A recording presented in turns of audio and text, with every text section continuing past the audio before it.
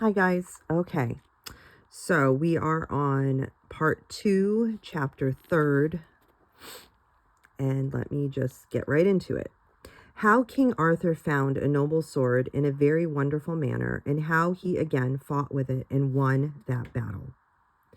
Now, as soon as King Arthur had, by means of that extraordinary balsam, been thus healed of those grievous wounds which he had received in his battle with King Pellinore, he found himself to be moved by a most vehement desire to meet his enemy again, for to try issue of battle with him once more, and so recover thy credit which he had lost in that combat.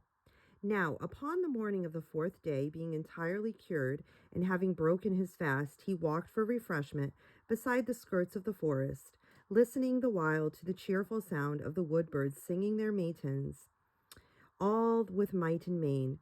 And Merlin walked beside him, and King Arthur spake his mind to Merlin concerning his intent to engage once more in the knightly contest with King Pellinore. And he said, Merlin, it doth vex me very sorely for to have come off so ill in my late encounter with King Pellinore. Cretes, he is the very best knight in all the world whom I have ever yet encountered. Natheless, it might have fared differently with me had I not broken my sword, and so left myself altogether defenseless in that respect. Howsoever that may be, I am of mind for to essay this adventure once more, and so will I do as immediately as may be. Thereunto Merlin made reply, Thou art assuredly a very brave man to have such an appetite for battle, seeing how nigh thou comest unto thy death not even 4 days ago. Yet how mayest thou hope to undertake this adventure without due preparation? For lo, thou hast no sword, nor hast thou a spear, nor hast thou even thy misericordia for to do battle withal. How then mayest thou hope for to essay this adventure? And King Arthur said, That I know not. Nevertheless, I will presently seek for some weapon as soon as may be. For even and I have no better weapon than an oaken cudgel. Yet I would essay this battle again with so poor as a tool as that. Ha, Lord, said Merlin, I do perceive that thou art altogether fixed in thy purpose for to renew this quarrel. Wherefore I will not seek to stay thee therefrom, but will do all in me lies for to aid thee in thy desires. For to this end I must tell thee that in one part of this forest, which is indeed a very strange place, there is a certain woodland sometimes called Arroy, and other times called the Forest of Adventure. For no knight ever entereth therein, but some adventure befalleth him. And close to Arroy is a land of enchantment, which has several times been seen. And that is a very wonderful land, for there it is in it is a wide and considerable lake, which is also of enchantment. And in the center of this lake there hath for some time been seen the appearance of a woman's arm, exceedingly beautiful, clad with white samite. The hand of an arm of this arm holdeth a sword of such exceedingly excellence and beauty that no eye hath ever beheld it like it. And the name of the sword is Excalibur, it being so named by those who have beheld it, because it's so marvelous in brightness and beauty. For it hath come to pass that several knights have already seen that sword, and have endeavored to obtain it for their own. But heretofore no one hath been able to touch it, and many have lost their lives in that adventure. For when any man draweth near unto it, either he sinks into the lake, or else the arm disappeareth entirely, or else it is withdrawn beneath the lake. Wherefore no man hath ever been able to obtain the possession of that sword. Now I am able to conduct thee unto the lake of enchantment, and there thou mayest see Excalibur with thine own eyes. Then, when thou hast seen him, thou mayest haply have the desire to obtain him, which, and thou art able to do, thou wilt have a sword very fitted for to do battle with. Merlin, quoth the king, this is a very strange thing which thou tellest me. Now I am desirous beyond measure to attempt to obtain this sword for mine own. Wherefore I do beseech thee to lead me with all dispatch to this enchanted lake, wherefore thou tellest me. And said Merlin, I will do so. So that morning King Arthur and Merlin took leave of that holy hermit, the king having kneeled in the grass to receive his benediction, and so departing from that place they entered the deeper forest more once, betaking their way to that part which is known as Arroy. And after a while they came to Arroy, and it was about noontide. And when they had entered into those woodlands, they came to a certain little open place, and in that place they beheld a white doe with a golden collar about its neck. And King Arthur said, Look, Merlin, yonder is a wonderful sight. And Merlin said, Let us follow that doe. And upon this doe turned, and they followed it. And by, in following it, they came to an opening of trees, where was a little lawn of sweet soft grass. Here they beheld a bower, and before the bower was a table spread with a fair white cloth, and set with refreshments, with white bread, wine, and meats of several sorts. And at the door of this bower there stood a page, clad all in green, and his hair was as black as ebony, and his eyes as black as jet, and exceeding bright. And when this page beheld King Arthur and Merlin, he gave them greeting, and welcomed the king very pleasantly, saying, Ha, King Arthur, thou art welcome in this place. Now I pritheth thee dismount, and refresh thyself before going farther.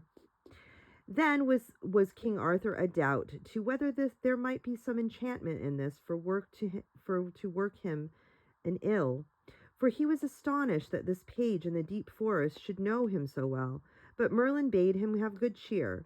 And he said, Indeed, Lord, thou mayest freely partake of that refreshment, which I may tell thee was prepared especially for thee. Moreover, and thou mayest foretell a very happy issue unto this adventure.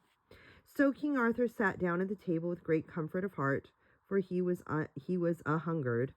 And that page and another like unto him ministered unto his needs, serving him all the food upon silver plates, and all the wine in golden goblets, as he was used to being served in his own court.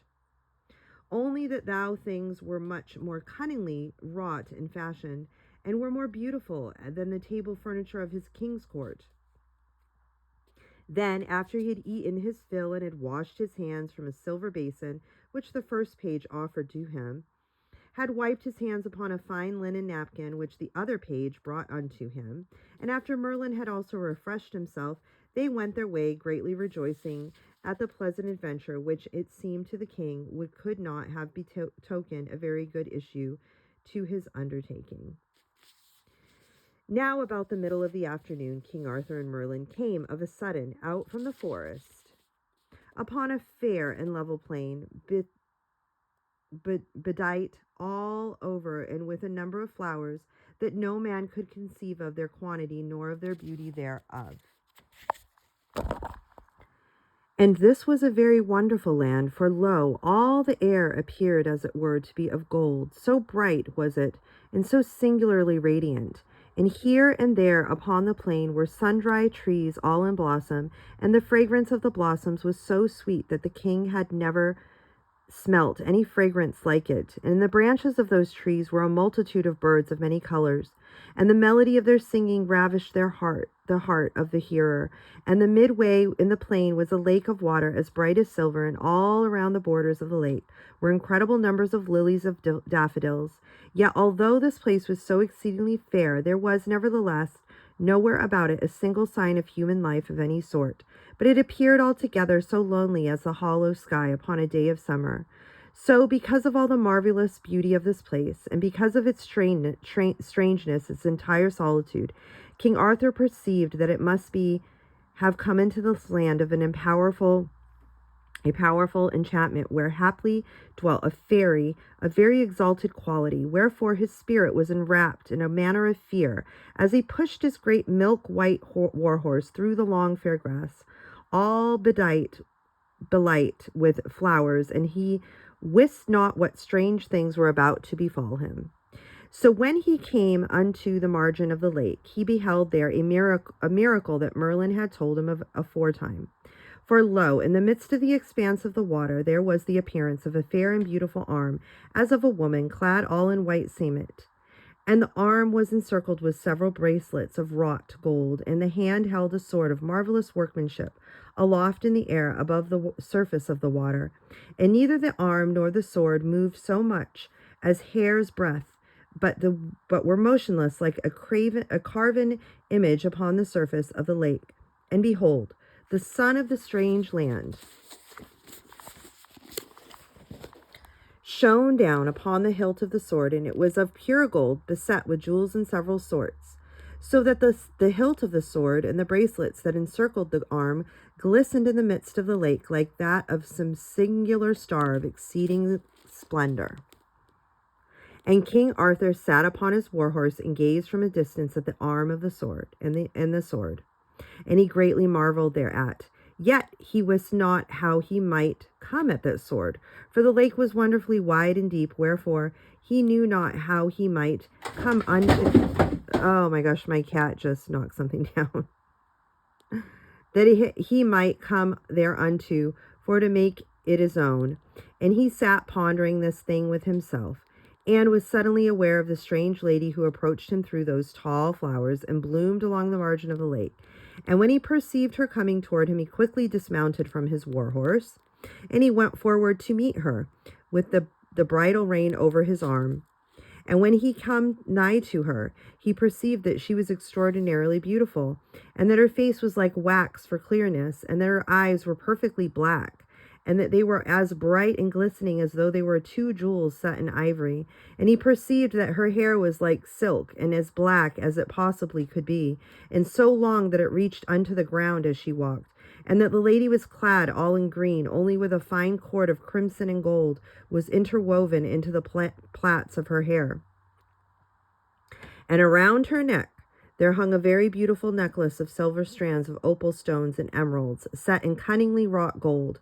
And around her wrists were bracelets of like sort, and opal stones and emeralds set into gold. And so when King Arthur beheld her wonderful appearance, that it was like an ivory statue of exceeding beauty, clad all in green, he immediately kneeled before her in the midst of all those flowers, and said, Lady, I do certainly perceive that thou art no mortal damsel, but thou art a fay. Also, that this place, because of its extraordinary beauty, can be no other than some land of fairy unto which I have entered. And that lady replied, King Arthur, thou sayest soothly, for I am indeed a fairy. Moreover, I may tell thee that my name is Nimue, and that I am the chiefest of those ladies of the lake whom thou mayest have heard people speak. And thou art to know that what thou beholdest yonder as a wide lake is, in truth, a plain like unto this, all bedight with flowers.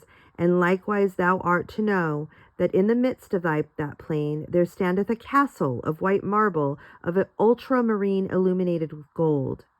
But lest mortal eyes should behold our dwelling place, my sisters and I have caused it to be that this appearance is of a lake, should extend all over the castle, and so that it is entirely hidden from sight.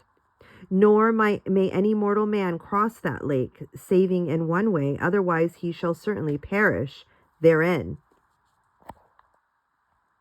Lady, said King Arthur, that which thou tellest me causes me wonder a very great deal, and indeed I am afraid that in coming hitherward I have been doing amiss for to intrude upon thy solitude of your dwelling place.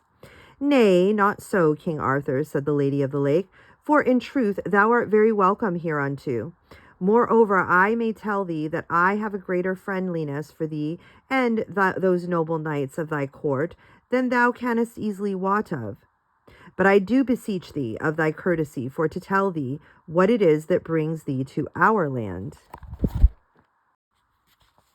Lady, quoth the queen, I will tell thee the entire truth. I fought of late a battle with a certain sable knight, in the which I was sorely and grievously wounded, and wherein I burst my spear and snapped my sword and lost even my misericordia, so that I had not a single thing left me by way of a weapon. In this extremity, Merlin here told me of Excalibur, and of how he is continually upheld by an arm in the midst of the magical lake. So I came here hither, and behold, I find it even as it hath he said. Now, lady, an it be possible, I would fain achieve that excellent sword, that by means of it I might fight my battle to its entire end. Ha, my lord king, said the lady of the lake. That sword is not no easy thing to achieve, and moreover, I may tell thee that several knights have lost their lives by attempting that which thou hast a mind to do. For in sooth, no man may win yonder sword unless he be without fear and without reproach. Alas, lady, quoth King Arthur, that is indeed a sad saying for me, for though I may not lack in knightly courage, yet in truth there be many things wherewith I do reproach myself withal. Natheless, I would fain attempt this thing, even an it be to my great endangerment. Wherefore I prie thee, tell me I may best undertake this adventure. King Arthur, said the lady of the lake, I will do what I may to aid thee in thy wishes in this matter. Whereupon she lifted a single emerald that hung by a small chain of gold at her girdle, and lo, the emerald was cunningly carved into the form of a whistle, and she set the whistle to her lips and blew it upon it very shrilly. Then straightway there appeared upon the water a great way off a certain thing that shone very brightly, and this drew near with great speed, and as it came nigh, behold, it was a boat all of carven brass. And the prow of the boat was carved into the form of a head of a beautiful woman, and upon either side were wings like the wings of a swan, and the boat moved upon the water like a swan, very swiftly, so that the long lines like the silver threads stretched far away behind, across the face of the water, which otherwise was like unto glass for smoothness. And when the brazen boat had reached the bank, it rested there, and it moved no more. Then the lady of the lake bade King Arthur to enter the boat, so he entered it, and immediately he had done so, the boat moved away from the bank, as swiftly as it had come thither. And Merlin and the lady of the lake stood upon the margin of the water, and gazed after King Arthur and the brazen boat. And King Arthur beheld that boat floated swiftly across the lake to where the arm of lifting the sword and the arm and the sword moved not, but remained where they were. Then King Arthur reached forth and took the sword in his hand, and immediately the arm disappeared beneath the water. And King Arthur held the sword and the scabbard thereof and belt thereof in his hand, and lo, they were his own. Then verily his heart swelled with joy, and it would be burst within his bosom. For Excalibur was 100 times more beautiful than he had thought possible. Wherefore his heart was nigh breaking for pure joy at having obtained the magic sword. Then the brazen boat bore him very quickly back to the land again, and he stepped ashore where stood the lady of the lake and Merlin. And when he stood upon the shore, he gave the lady great thanks beyond measure for all that she had done for him to aid him in his great undertaking, and she gave him cheerful and pleasing words in reply. Then King Arthur saluted the lady as became him, and having mounted his war horse, and Merlin having mounted his palfrey, they rode away hence upon their business, the king's heart still greatly expanded with pure delight at having for his own this beautiful sword, the most beautiful and the most famous sword in all the world. That night King Arthur and Merlin abided with the holy hermit at the forest sanctuary, and when the next morning had come, the king having bathed himself in the ice-cold forest fountain, and being exceedingly refreshed thereby, they took their departure, offering thanks to that saintly man for the harborage he had given to them. Anon, about noontide, they reached the valley of Sable Night, and there were all the things appointed exactly as when King Arthur had been there before, to wit, that gloomy castle, the lawn of smooth grass, the apple tree covered with the shields, and the bridge whereon hung that single shield of sable. Now Merlin quoted King Arthur, I do this most strictly I do this time most strictly forbid thee for to interfere in this quarrel, nor shalt thou, under pain or of my displeasure, exert any of thy arts of magic in my behalf. So hearken thou to what I say, and heed it with all possible diligence. Thereupon straightway the king rode forth upon the bridge, and seizing the brazen maul, he smote upon the sable shield with all his might and all main.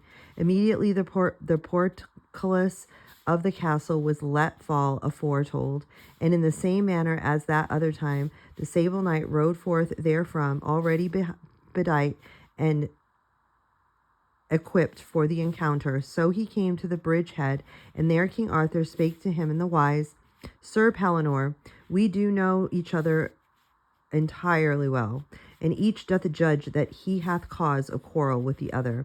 Thou, that I, for mine own reasons, as seem to me to be fit, have taken away from thee thy kingly estate, and have driven thee into the forest solitude. I, that thou hast yet set up thyself up here for to do injury and affront to knights and lords and other people of this kingdom of mine. Wherefore, seeing that I am here as an errant knight, I do challenge thee for the fight with me, man to man, until either thou or I have conquered the other. Unto this speech King Pellinore bowed his head in obedience, and thereupon he wheeled his horse, and riding to some little distance, took his place where he had afore stood. And King Arthur also rode to some little distance, and took his station where he had afore stood. And at the same time there came forth from the castle one of those tall pages clad in sable, pied with crimson, and gave to King Arthur a good stout spear of ashwood, well seasoned and untried in battle. And when the two knights were duly prepared, they shouted and drave their horses together, the one smiting the other so fairly in the midst of his defenses that the spears shivered in the hand of each, bursting all into small splinters as they had aforetime done. Then each of those two knights immediately voided his horse with a great skill and address, and drew each sword, and thereupon they fell at combat, so furious and so violent that two wild bulls upon the mountains could not have engaged in a more desperate encounter.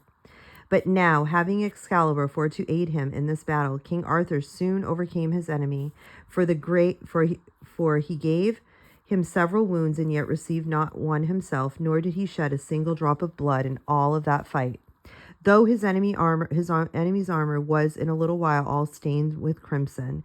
And at last King Arthur delivered so vehement a stroke that King Pellinore was entirely benumbed thereby. Wherefore his sword and his shield fell down from their defense. His thighs trembled beneath him, and he sank unto his knees upon the ground. Then he called upon the King Arthur to have mercy, saying, Spare my life, and I will yield myself unto thee. And King Arthur said, I will spare thee, and I will do more than that. For now that thou hast yielded thyself unto me, lo, I will restore unto thee thy power and estate. For I bear no ill will toward thee, Pellinore. Natheless, I can brook no evils against my power of this realm. For as God judges me, I do declare that I hold singly in my sight the good of the people of my kingdom. Wherefore he who is against me is also against them, and he who is against them is also against me. But now that thou hast acknowledged me, I will take thee into my favor. Only as a pledge of thy good faith toward me in the future, I shall require it of thee that thou shalt send me a hostage of thy good will, thy two eldest sons, to wit, Sir Aglaval and Sir Lamorak. Thy young son, Dornor, thou mayest keep with thee for thy comfort. So these two young knights above mentioned came to the court of King Arthur, and they became very famous knights, and by were made fellows in the great honor of the Round Table. And King Arthur and King Pellinore went together into the castle of King Pellinore, and there King Pellinore's wounds were dressed, and he was made comfortable. That night King Arthur abode in the castle of King Pellinore, and when the next morning had come, he and Merlin returned to the court of the king, where it awaited him in the forest, that place where he had established it. Now King Arthur took very great pleasure unto himself as he and Merlin rode together and returned through the forest, for it was the leafiest time of the year, what time in the woodlands decked themselves in their best apparel of clear bright green, each bosky dell and dingle dingle was full of the perfume of the thickets. In every tangled depth the small bird sang with all his might and main, and as though he would burst his little throat with the melody of his singing.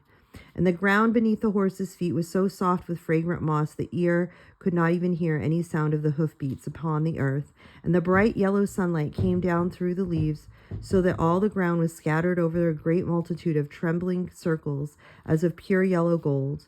And anon that sunlight would fall upon that armed knight as he rode, so that every little while his armor appeared to catch fire with a great glory, shining like the sudden bright star amid the dark shadows of the woodland.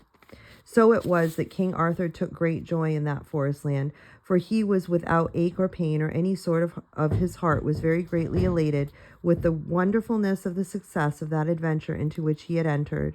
For in that adventure he not only won a very bitter enemy into a friend who should be of great usefulness and satisfaction to him, but likewise he had obtained for himself a sword, that of which the world had never before beheld.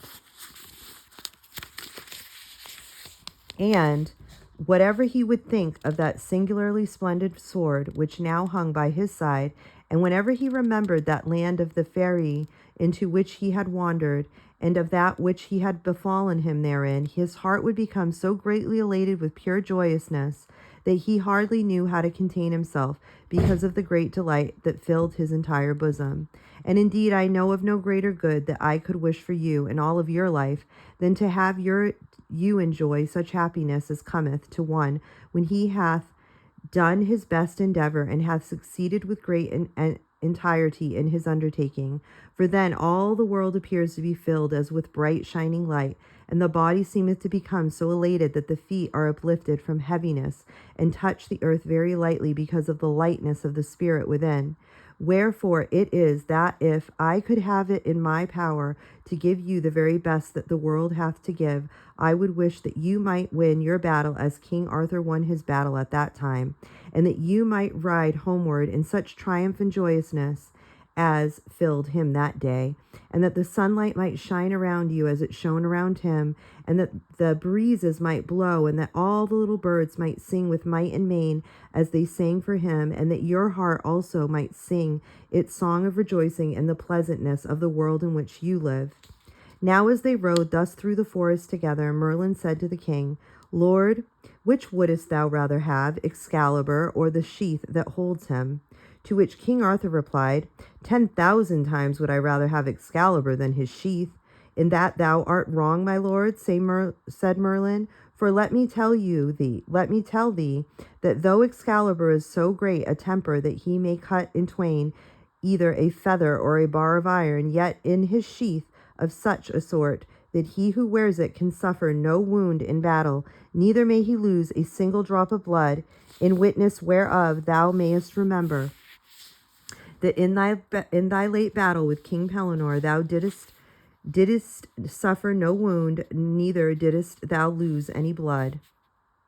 Then King Arthur directed a countenance of great displeasure upon his companion, and he said, Now, Merlin, I do declare that thou hast taken from me the entire glory of that battle which I have lately fought.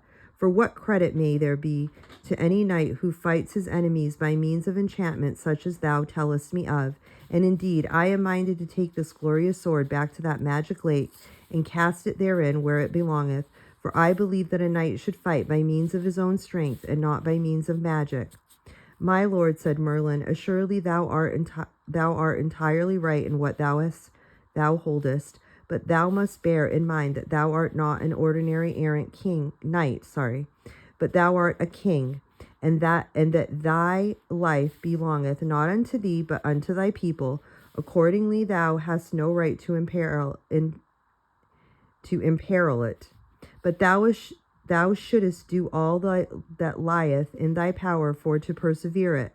Wherefore thou shouldest keep the sword, so that it may be a safeguard in thy life. Then King Arthur meditated that saying for a long while in silence, and when he spake it was in his wise, Merlin, thou art right in what thou sayest, and for the sake of thy people I keep both Excalibur to fight for them, and likewise his sheath for to preserve my life for their sake. Natheless, I will never use him again, saving in serious battle. And King Arthur held to that saying, so that thereafter he did no battle in sport excepting with lance and a horseback.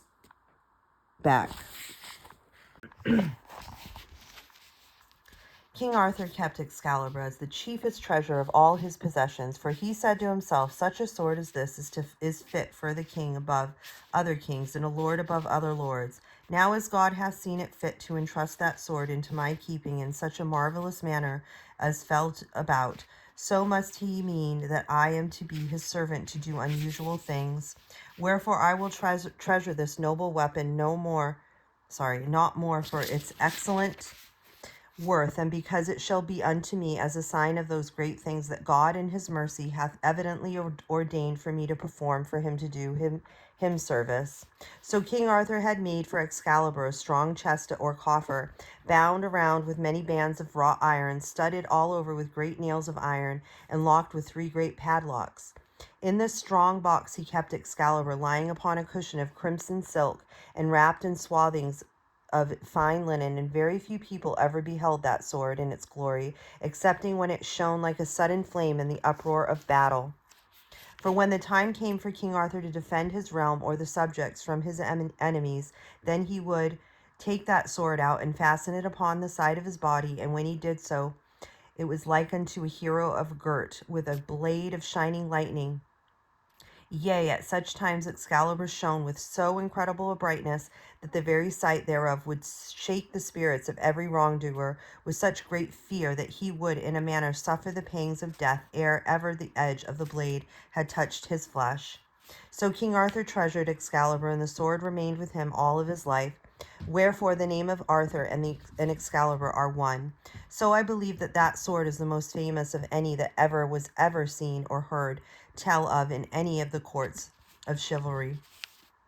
As for the sheath of the blade, King Arthur lost that through the treachery of one who should, by the rights, have been his dearest friend, as you shall hear of anon. And in the end of the loss of this miraculous sheath brought it about that he suffered a very great deal of pain and sorrow. All that also you shall read of, God willing, in due season. So endeth the story of the winning Excalibur, and may God give unto you in your life that you may have his truth to aid you like a shining sword for to overcome your enemies, and he may give you faith, for faith containeth truth as a scabbard containeth its sword. And may the faith heal all your wounds of sorrow, as the sheath of Excalibur healed all the wounds of him who wore that excellent weapon. For with truth and faith girded upon you, you shall be as well as able to fight all your battles, as did the noble hero of old, whom men called King Arthur. Okay, guys, that was chapter 3 and part 2, chapter 3. So just write your narrations in your notebooks. Again, nothing detailed, just a summary of that chapter, and blessings. And I will see you guys Tuesday. Alrighty.